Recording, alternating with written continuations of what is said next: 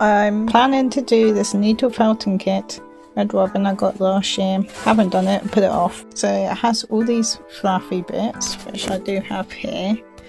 And then it also has like these pin things. I think these are they're the pin things. I don't know what these do. I have no idea what these do, but they're cool. Let's get started. But here's the instruction manual. Looks like one of those nature magazines. This kit contains 100% wool for needle felting, felting needles in tube, foam to work on, the glass eye, pipe cleaner, wire and colour instructions. Beginners, easy peasy. I like that. It says easy peasy. So my understanding was you sort of puncture wool into like the material working on or something. I don't quite remember. I'm going to read these instructions and come back to you. So using tweezers, I've just been like, no, these aren't the easiest, but I've been like just pinching them. Like the first step was to bend the wire into the shape of robin feet, which was a lot harder than expected, I think.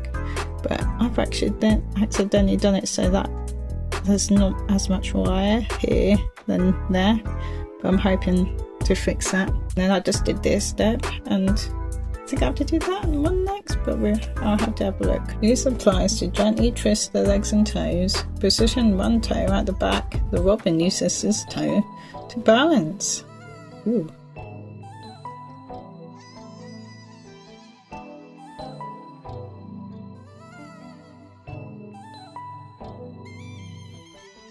I have to remind myself I haven't done this at all, but I'm just going to leave that as that. Little bird toes are going to be the same, so I don't really care that much. Because if I try to make it look better, it's just going to look worse, so I'm just going to leave it there. Oop.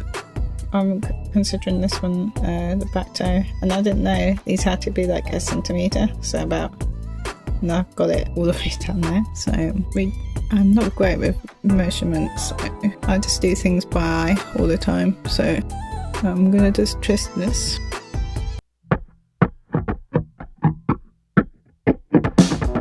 I do not like this at all.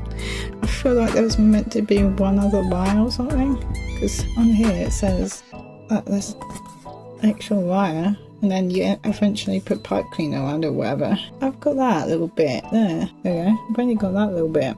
Make it make sense. I used the pipe cleaner to wrap around the wire frame, and so the fluff can stick to it.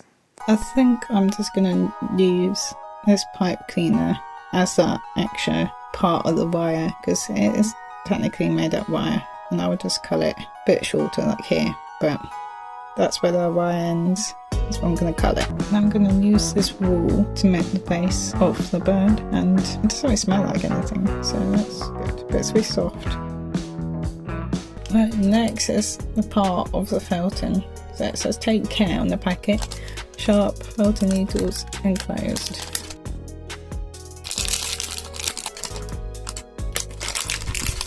Oh yeah, that's sharp. Gotta be careful. So I have to be really careful not to poke the wire as well.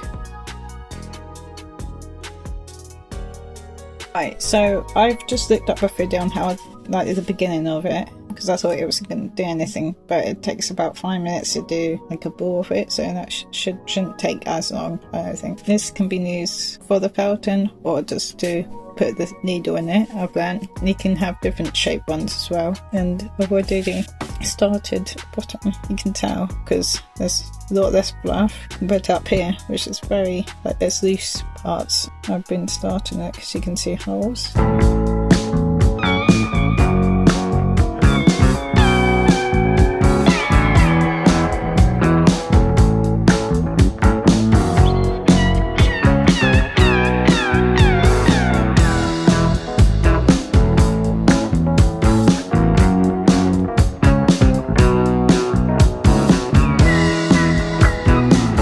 I've also learned that it has like little barbs and little notches, so that's how it sort of mats the wool a little bit when you're pushing through the wool. You have to make sure you go in and out the same way, same direction, but it's looking really good so far. I just need to add a bit more wool here, I think, just to cover this black thing. But except for that, it's like really coming together. It's a bit like when you cook spinach a little bit and it sort of boils down. That's basically what I'm doing, but it's going alright. So my expectations of this has changed massively, because you would think if you poke holes in something it'd just make it look worse, but obviously it doesn't. So I'm making it bigger by adding another layer, making this round. Yeah, I've got all of this. You can see the bit I added on, but I keep poking. It's looking very good. And also, I just love how it sticks together, even though I'm not using any glue. It's quite magical.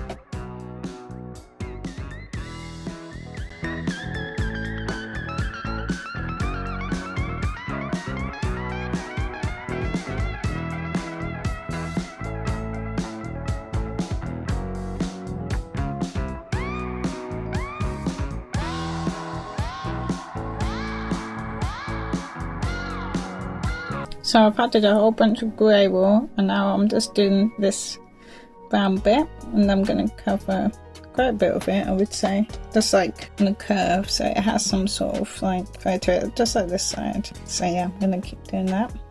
Now I'll film a bit.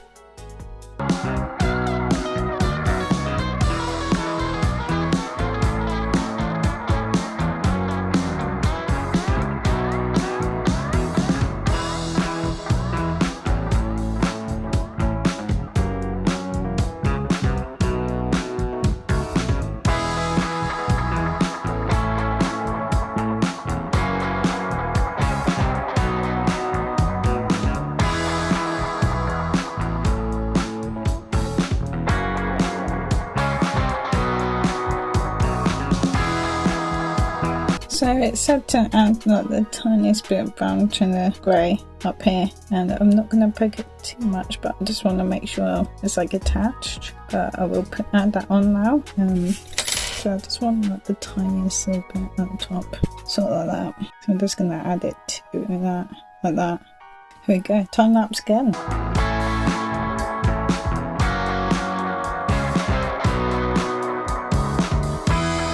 Now I'm going to cover up the little patches that I can see to the camera a lot more easily than not. I'm just going to do that bit, make sure it's patted down a bit.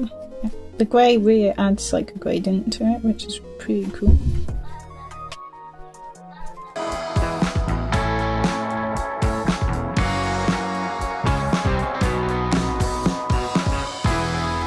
I'm just gonna put in the last eye. There we go, it's very cute. I'm gonna try and eyeball it. There we go. Oh, let's push it in a bit. Oh my gosh, it's so cool.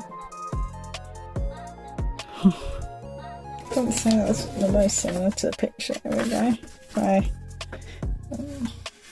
But it's not that bad, but no, that looks better. More wobbling like. I mean, this is a great first try at something. I think I'm done. I think I'm literally done. It's close to being a wobbin.